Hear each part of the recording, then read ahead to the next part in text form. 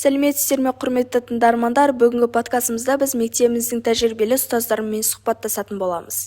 Білім саласында көп жылдық тәжірибесі бар ұстаздарымыз оқушыларын ғана емес, тіпті өздерінің әріптестерінің де өміріне әсер етіп, көптеген маңызды аспектілерді жақсы түсінеді. Әрбір ұстаздың жолы ерекше, бірақ олардың барлығында ортақ нәрсе бар. Бұл оқушыларының болашағына деген шексіз ықылас пен жауапкершілік. Бүгінгі сұхбатымыздың қонақтары Калыхова Роза Абдирасиловна, химия пән мұғалімі, және де Майымерова Жанна Қайролдановна, география пән мұғалімі. Роза Абдирасиловна, ең алғаш ұстаздық жолға қалай келдіңіз? Неліктен осы салаға таңдау жасадыңыз? Осындай маңызды сұрақтармен бастасақ. Біздің балалық кезімізде не ұстаз болғымыз келетін, не дәрігер болғымыз келетін. Содан мектепте жүргенде химия сабағынан берген мұғалім маған өте мені еліктірді.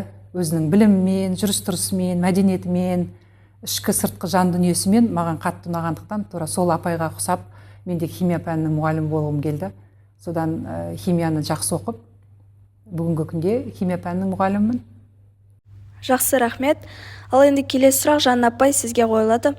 Қандай әдіс-тәсілдер сіздің сабақ беру әдістемеңізде ең тиімді деп санайсыз?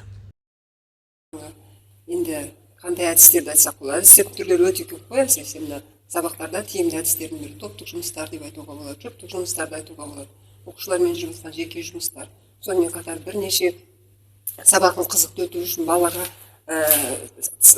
өз пәніне деген қызығушылығын балалардың арттыру үшін маған мысалы жүксі әдісі ұнайды. Топтық жұмыс кездерінде, одан кейін топтық жұмыстарда мына Сократ шеңбері деген бар.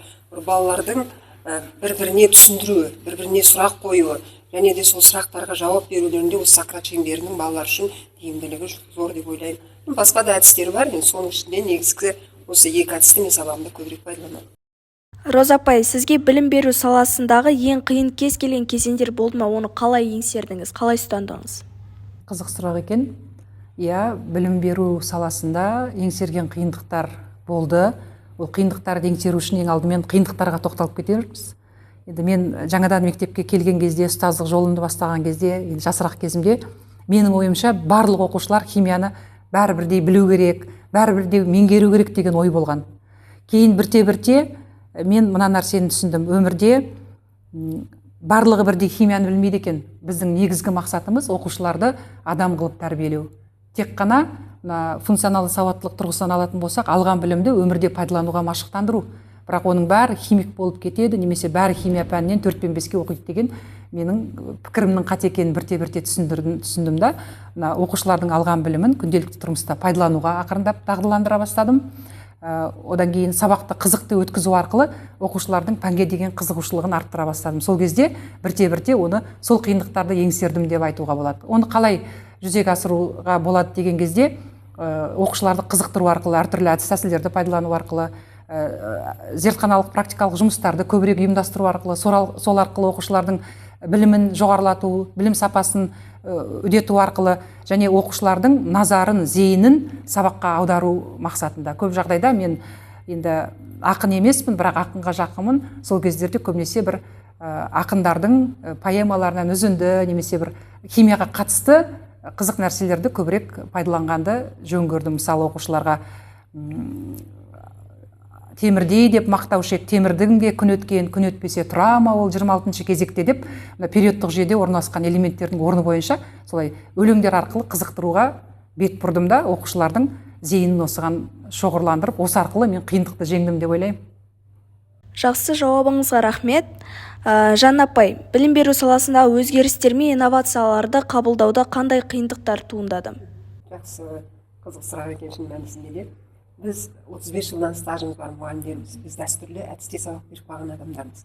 Мына жаңартылған оқу бағдарламасы кіргізген кезде бізге ол түсініксіздеу болды. Ол қалай деген сияқты жаңа спиральді қағида, бір пәннен екінші пәнге өзгеру мүмкін, бүкіл география өзгеріп кетті.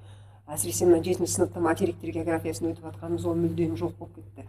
Пәндердің арасындағы бұрынғы географиядағы байланыстарды жоғалтып алғандай болдық. Бірақ уақыт өте келе мен өзім тренер болғаннан кейін оның керек екенін түсіндім, сөзінің шыны керек. Одан кейін бізде функционалдық сауаттылыққа көңіл бөлу басталды. Инновация, инклюзивті білім беру деген ақырындап бұлардың бәрі кіргізіле бастады.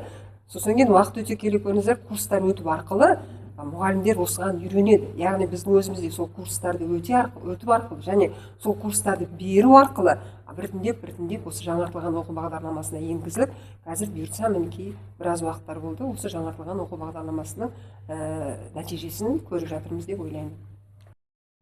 Жақсы, рахмет. Бүгінгі подкастымызда біз білім беру саласындағы тәжірибелі ұстаздармен сырластық. Олар тек білім берушілер ғана емес, тіпті нағыз өмірлік ұстаздар. Әрқайсымыздың болашағымызда олардың қолтаңбасы бар. Ұстаздардың еңбегі ешқашан ұмытылмайды. Керісінше біз қоғам ретінде олардың еңбегін бағалауымыз қажет. Сіздермен бірге болған Ақылбай әдемі келесі 21 мектеп подкастында кездескенше.